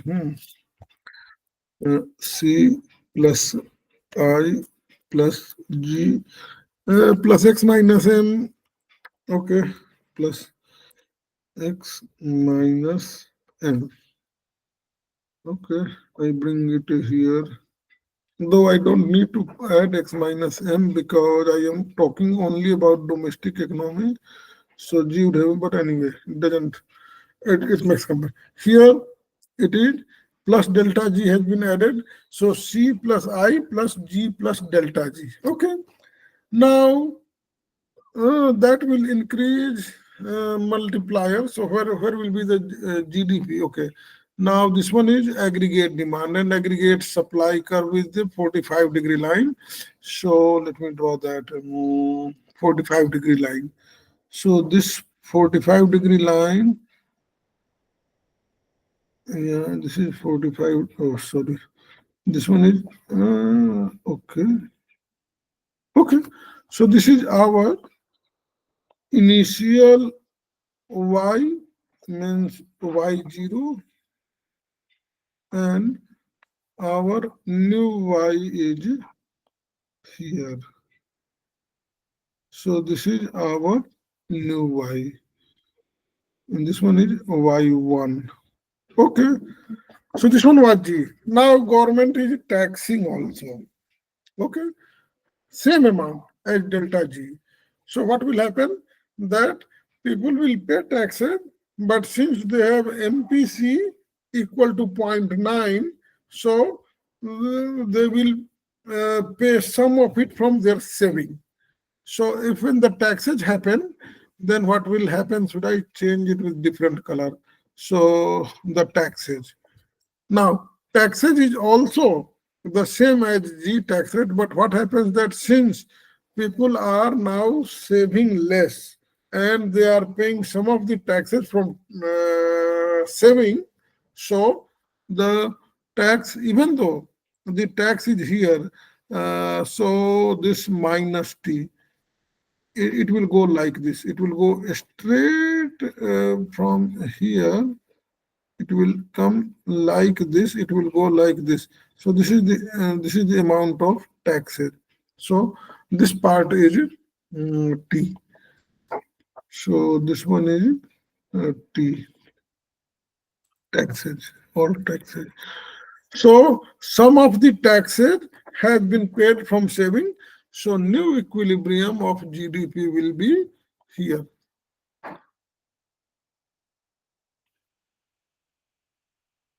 And this GDP is equal to the amount of G and amount of T, and that's why it is called unit multiplier. So I will write it like this, and this becomes the unit multiplier. This one is equal to the amount of G minus T. So this part is, the difference is unit multiplier.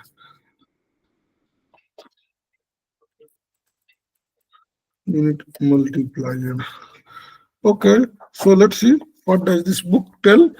So suppose an economy has an equilibrium output at 1000 consisting of 900 consumption and 100 of investment spending, which is fixed. So GDP, there is no government now. If the government spending is set at 200, financed by tax rate of 20%, because GDP is 100,000, so 20% will give 200 taxes. So government revenue is 200. What will happen to output?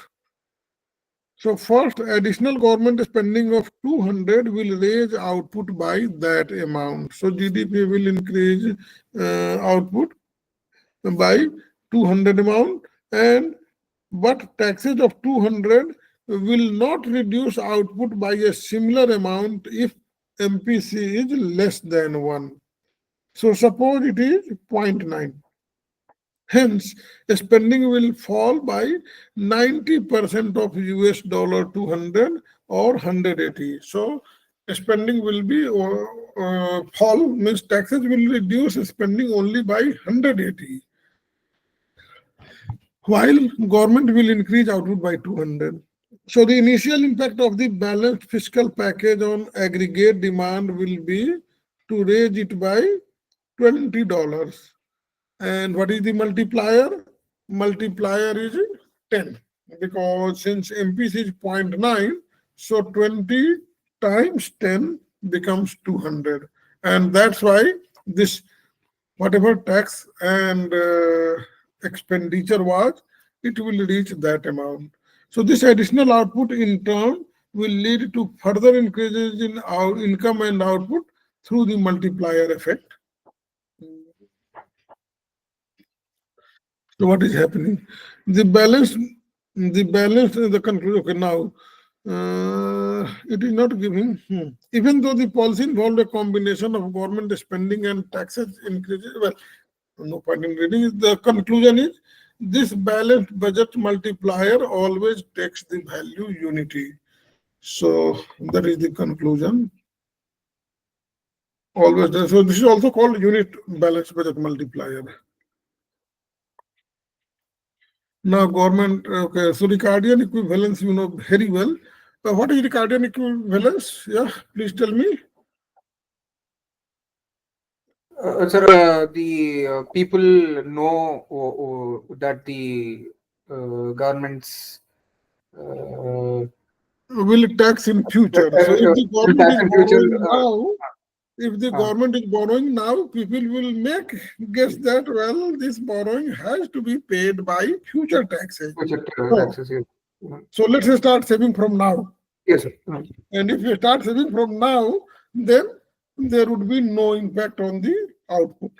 Because whatever the government is borrowing and people are saving. So government is spending and the people are saving the equal amount. And so the output won't expand. So that is Ricardian equivalence, means it is net effect is zero. So the borrowing means the government deficit will not lead to increase in GDP. That is what Ricardian equivalence is. Now the question is, what if people are not so smart like Ricardo? If people don't correctly anticipate all the future taxes required to repay the additional government debt, then they feel wealthier when the debt is issued and may increase their spending, adding to aggregate demand. Means if people make mistake in calculating the equivalent amount, then they may increase GDP. And what if they make mistake otherwise? Means they may overcalculate. They think that, okay, in future I will have to pay not only this borrowing, but maybe interest rate will be higher.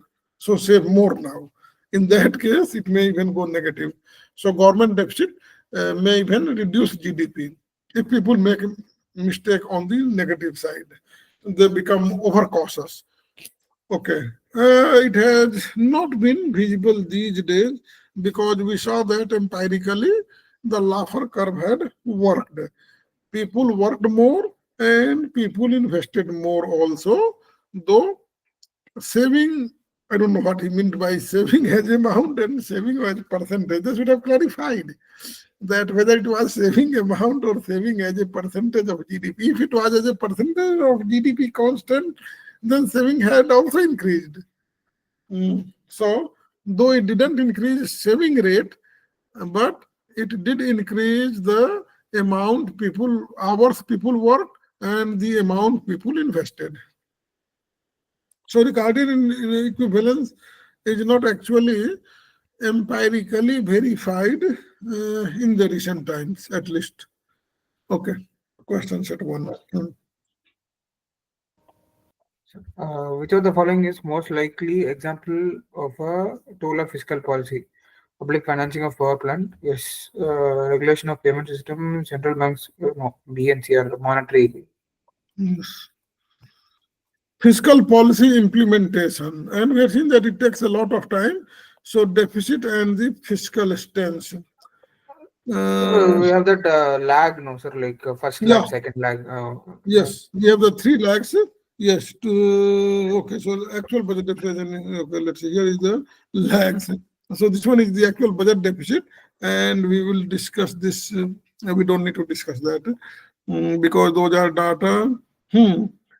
So difficulties in extending fiscal policy. First, policymakers first Yes, the sir. policy Recognition lag. the Okay. cognition lag that whether the problem has come or not. God or not.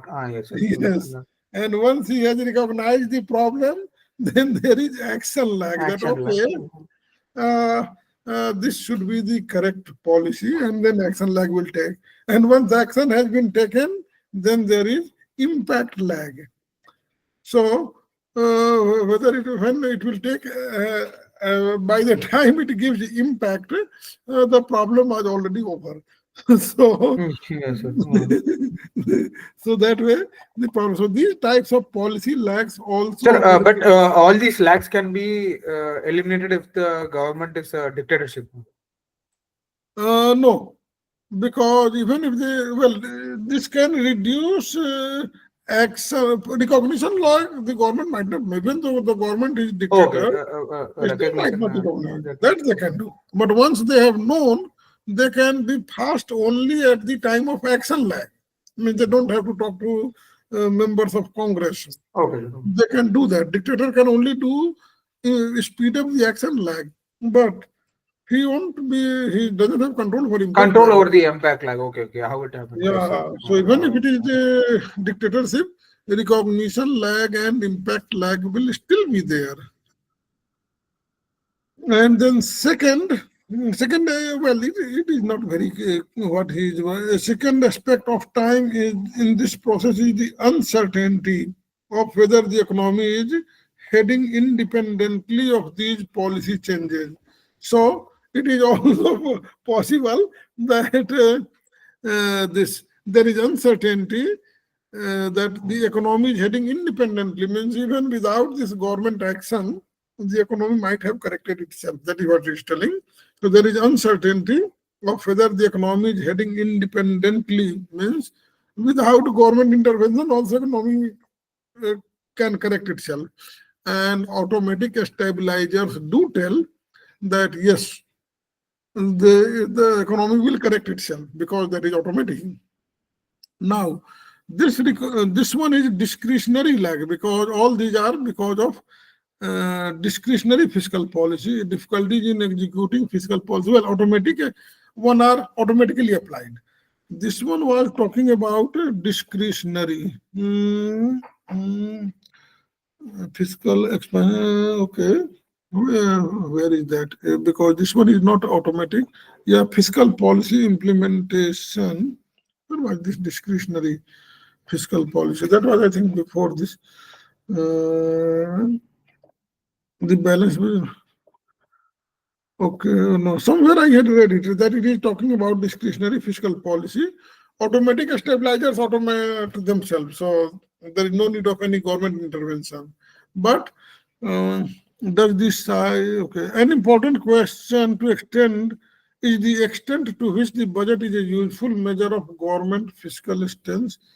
To this, look at the here at the structural budget deficit. As an indicator of the fiscal stance. This is known as the deficit that would exist if economy was at full employment. So structural deficit is the deficit. Where is this? This one is actually about discretionary policy. Adjustable as a percent. This is data. You don't have to remember it. Oh, well, anyway, let me see, control F, but discretionary will be at many places. So there is no point in finding that. It will search in the whole and it will derail me. These involve tax and spending. Okay. So a natural question is okay, but it is talking about discretionary because automatic stabilizers stabilize themselves. Okay. Here it is discretionary fiscal adjustment. In addition, when discretionary fiscal adjustments are announced, private sector behavior may well change, leading to rises in consumption and investment, both of which will reinforce the effects of rise in government expenditure. So, if it is announced, then private all people may also change. And this monetarist said that if people change their behavior, then it will have no impact. The rational expectation is. They said that, well, if they know that government is going to increase spending, means money is coming to home. If not in my pocket, then at least my employer is getting, someone is getting. Then why not to increase wages? And the unions will start talking about increasing wages. And so this discretionary fiscal policy won't increase GDP. That is what the Rational School of Economists, led by Robert Lucas, talked, and this Milton Friedman also. They were monetarists. So they are monetarists. In monetary policy, it is very clear. They will do it quickly and it will have real effect in the short run as well as in the long run because they can be implemented quickly. Then Keynesians responded that how come even though you can implement quickly means you can correct only action lag. How the hell will you control the impact lag and that recognition lag? You are not smarter than us. So then the monetarist had no answer. And they said that, well, how come you do you think that you are smarter than us? The Keynesian said that you will recognize early and your impact will also be early. Well, you can only save on action lag, but you don't have any other benefit than us. Okay. So where were we on lag? Okay, yes. So this one is the end actually. So let's see. So after lags, we are here is the okay. So first problem was a lag. So the lag applies to both monetary here also, discretionary monetary policy also. Not only to apply to discretionary fiscal policy, but monetary policy also. Only advantage of monetary policy is that they have shorter action lag. They can do quickly, but they can also make mistake in recognition and impact lags. Okay. Now, in addition, so that one was uncertainty that people will themselves modify. Once this discretionary policy is announced, people will modify. And if people have modified, then whose impact was it really? Was it the really of the government or was it, did the economy reach full employment because people modified themselves, their behavior? So it is hard to find out. Now, the last one is when discretionary fiscal adjustments are announced or are already underway, private sector behavior may well change, leading to rise in consumption and investment. Oh, so it is the same thing. Consumption and investment, both of which will reinforce the effect of a rise in government expenditure. Means if private sector is consuming more and investing more, then automatically the government will reach to full employment. So basically, there are only two problems. That one problem is the lag, the three kinds of lag: recognition, action, and impact lag. And the fourth, so one problem of lags in executing fiscal and monetary policy both. And then another weakness is that, well, people have modified their behavior. They are consuming more, they are investing more, they are working more also because they know that, well, there will be lower taxes or government is spending, means I am getting money. So whether I get money directly or whether I get money through lower taxes, my behavior will change and I will consume more. So that will take the economy to the full employment anyway. So the following wider macroeconomic issues are involved. Okay. What are the issues involved? If the government is concerned with both unemployment and inflation in the economy, then raising aggregate demand toward the full employment level may also lead to tightening labor market and rising wages and prices. So that is the argument that rational expectationists had given, that labor market will become tighter and wages will rise and prices will rise. So the policymaker may be reluctant to further fine-tune fiscal policy in uncertain world, because it might induce inflation. Means prices are rising, wages are rising, means both will increase inflation. Wages rise means cost push inflation, and prices rising, it is demand pull inflation. So aggregate demand has increased, so prices will go up. Wages have increased, means aggregate supply will also shift to the left. So in that case, both will reinforce inflation. Now, if the budget deficit is already large relative to GDP, further stimulus is required, fiscal stimulus, and then the necessary increase in deficit may be considered unacceptable by financial markets. Again, here it is maybe. So, not a very strong argument. Uh, but the argument is that the financial market may not be buying bonds at the current rate of interest, so interest rate will go up, and that will crowd out, leading to higher interest rates. Okay. And all the presupposes that we know the level of full employment, which is difficult to measure accurately. So fiscal expansion raises demand. But what if we are already at full employment? Means this is the recognition lag problem, which will be changing as productive capacity changes and workers' willingness to work at various wage level changes. Means in this case, when the economy is already at full employment, so what will happen? Wages will go up and inflation will be the problem, because it's at various wage levels changes. So will they will not be working at the same level. So that is the error in recognition. First of all, they may recognize the policy wrong, the situation wrong, because they don't know whether the economy is at full employment or not. The government authorities might not know. And so if the economy was already full employment and they increase deficit, then that deficit will be inflationary. Since economy is already at full employment, it cannot go beyond that.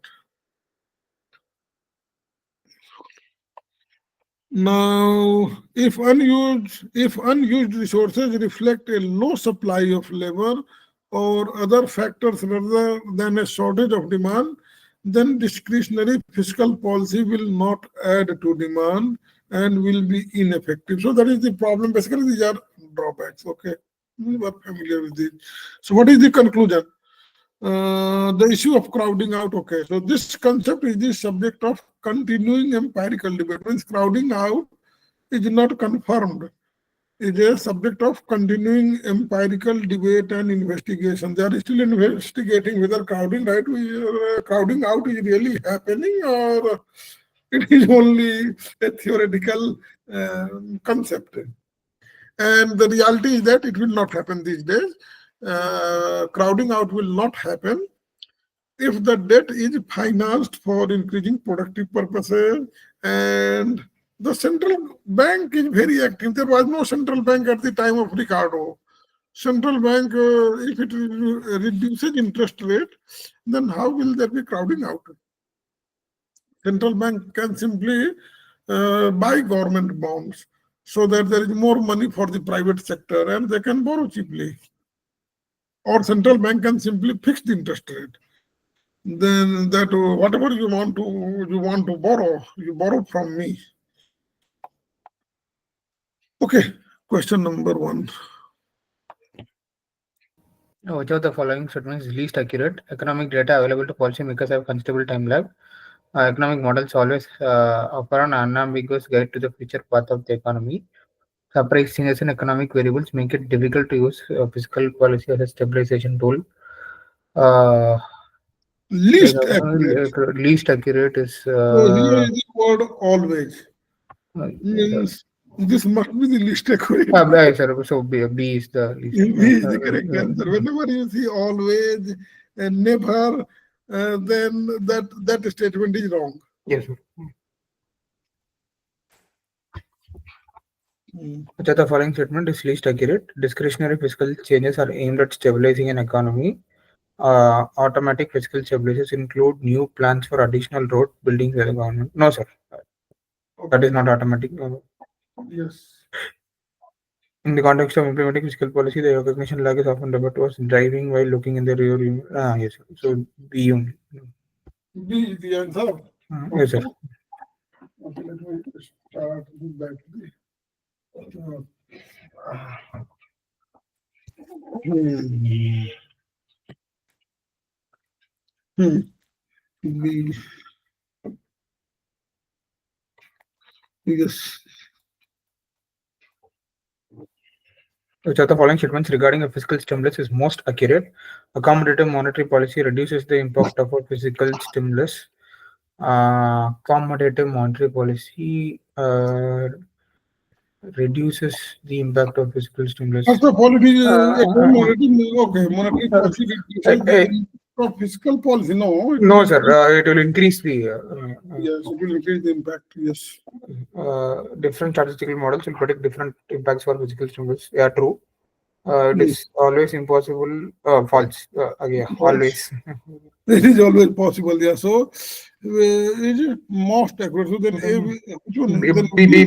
B is the Yeah, B is correct. the other following statement is most accurate. An increase in budget deficit is always expansionary. No, an increase in government spending is always expansionary. The structural deficit is always larger than the deficit below full and then increase in B is there. Very good. What? Which of the following? No, the answer is wrong. An increase in government spending is always Oh, an increase in government spending is always expansionary. B is only an increase in budget deficit is always expansionary. This one, these are always an increase. Well, an increase is not always expansionary because what happens that if it is already at full employment, then it is not expansionary. It's just inflation. Okay. Yeah. So which of the following is most accurate? So an increase in budget deficit is always expansionary. Same thing. A and B are same because government spending and budget deficit is the same. No, means government spending is more than budget deficit.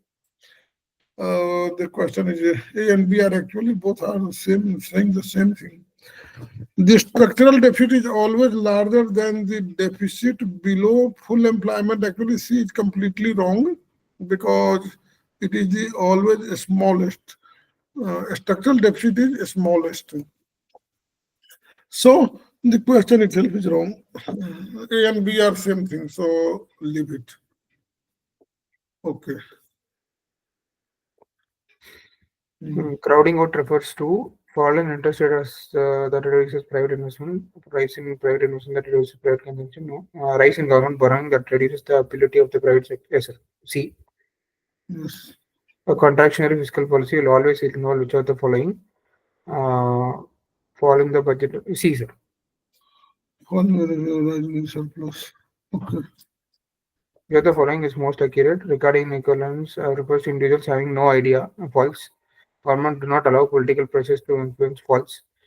If there is high unemployment in an economy, then easy monetary and fiscal policies should lead to expansion and aggregate demand. Is C, sir. Yeah, you had already said both were false, so C must be correct. Which statement regarding fiscal policy is most accurate? Cyclically adjust budget deficits are appropriate indicators. True. To raise capital spending, personal income taxes should be reduced. False. That is, business income taxes should be reduced. Yeah. An increase in budget surplus is associated with expansionary fiscal policy. Increase in budget surplus No, sir. No, not necessarily. It could be Yeah, it monetary will policy. be rather, yes, it will be rather reducing. It won't be expansionary because budget deficit can be. It can be. So, A, a cyclically adjusted budget deficit are appropriate indicators of fiscal. Yes, means a structural budget deficit is the accurate measure of fiscal deficit. The least likely explanation for why fiscal policy cannot stabilize aggregate demand is that private sector behavior changes over time. Yes, policy changes are implemented quickly. No, sir. There is a lag. Okay, so which one is the answer? B. The least. Least B. likely B. Okay, let me read it. I didn't read it, so the least likely explanation for why fiscal policy cannot stabilize aggregate demand completely is policy changes are the least likely. Yes, they are not implemented quickly. And private sector behavior change over time. This one is correct. And fiscal policy focuses more. No, there is monetary policy. Oh, okay. So you answered, I think, very fast. All C, C, C, C, C, A, B. C, C. Perfect. You are very comfortable in this chapter. So you have learned fiscal policy and monetary policy very well. Okay. So let me stop this.